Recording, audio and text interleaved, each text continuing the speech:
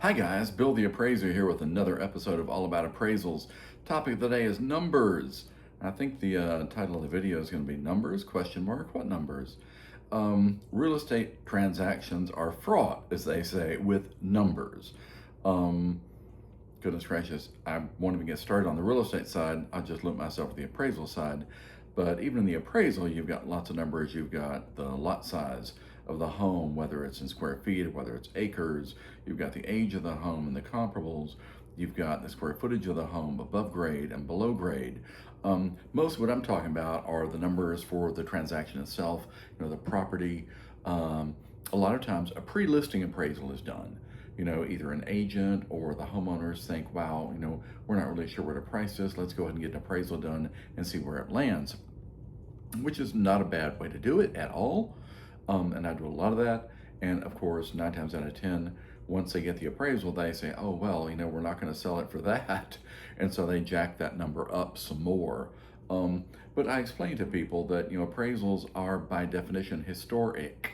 It's what have things sold for, not what are they really current selling for, or what might they sell for next week, next month, 2 or 3, 4, 5, 6 months down the road. So the pre-listing appraisal is done. The agent does their CMA, comparative market analysis, which of course also involves numbers, and they arrive at a number they think, and then the homeowner of course has their say, because at the end of the day, the homeowner has to sign a document saying they agree to the list price. That's for the broker and the agents to protect themselves. And so that number is always going to be above the appraisal, and it's probably going to be above the CMA as well. Because as you can imagine, the home is the single most expensive item for 99% of people in the world they're ever going to buy or sell. So they want to make as much as they possibly can. That's perfectly understandable. And we'll probably come back to that here after a while and talk about, if I haven't already done before, about what I call maxing out. How do you max out on a real estate transaction? So the appraisal's done. They get a number. They decide they want to go probably listed above that. They get the CMA. They see what the agent says for that. They probably still want to list it above that. And so they list the property for sale. And pretty quickly, the agent can tell if it's been listed correctly, because if it's crickets, if they get no peep, no noise, no offers, nobody want to come see the property, then chances are they priced it out of the market range for those type of properties, and they're going to be ultimately what we call chasing the market. They're going to let it sit for a couple of weeks. If they don't hear anything, they're going to drop it by 10,000. They don't hear anything, then drop it by another 10, and so on, which is why we call it chasing the market, the right market price. So eventually, they will, in a perfect world, get a contract. And in most contracts, there's two little boxes on there. One of the boxes says that the transaction is contingent upon appraising at or above the contract price. The other box says it is not contingent upon appraising at or above the contract price. The vast majority, of course, it depends on the market. There was a time several years ago when, for the most part, no contract had that box checked that said it was contingent, because there was very little inventory. Every time a house went on the market, by the end of the day, there was 10, 12, 15 offers. Very often you'd see wording in the MLS listing saying, hey, we're going to take highest and best as of, noon Friday. And then, so get your highest and best offer in by noon Friday. Over the weekend, they will assess the offers, and by Monday morning, they will decide who they're going to go with, and they will notify those individuals.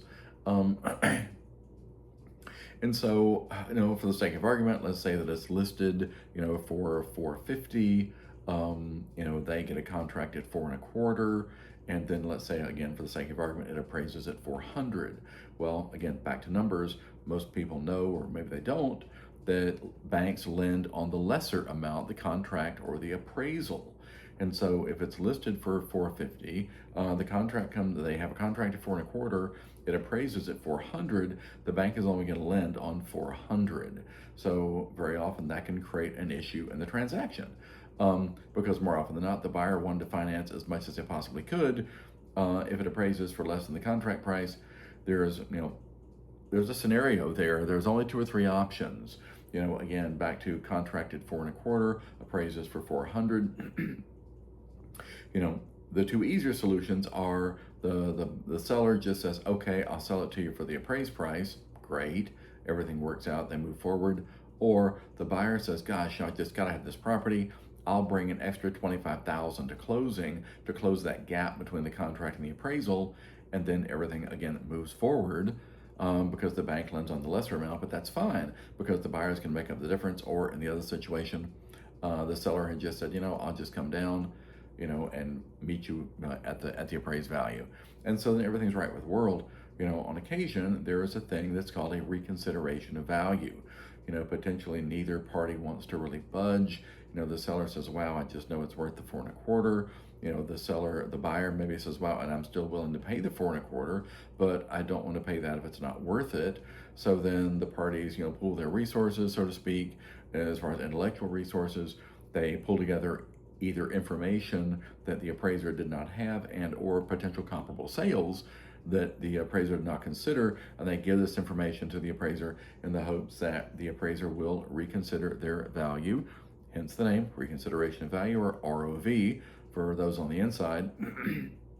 Now, and I mentioned this before, just for the record, as I understand it, the vast majority of reconsideration of values, ROVs, go unchanged, about 95%. Now, is that because the appraiser does not want to admit that potentially they were wrong? Who knows? But that's the statistic I saw, that the vast majority of those do go unchanged. But that is the hope, that the appraiser will, potentially at least increase the value a little bit, in which case potentially get the two parties a little bit closer to the closing table, so to speak. But still, if the appraiser doesn't come up all the way to contract, then there's still some more negotiating to be done, because once again, the lender only lends on the lesser amount of the contract, the appraisal. So in that case, back to where the scenario we had, contract 4.25, appraisal for 100, they do a reconsideration of value, it comes up to anything above where it was before, the 400, then still someone has to give. The seller has to come off, the buyer has to come off, whatever, and the great American way, sometimes they just meet in the middle and everybody goes home happy. On occasion, they even get agents involved, and agents will give up, a slice of their commission in order to close that gap and try to get the parties to the closing table. So that's what I mean when I talk about numbers, because numbers are, incredibly important, obviously, in a real estate transaction, and those are the kind of numbers you're talking about. The pre-listing, where did that come in? The actual list price, the contract price, the appraised price, and how does all that play into it? And so.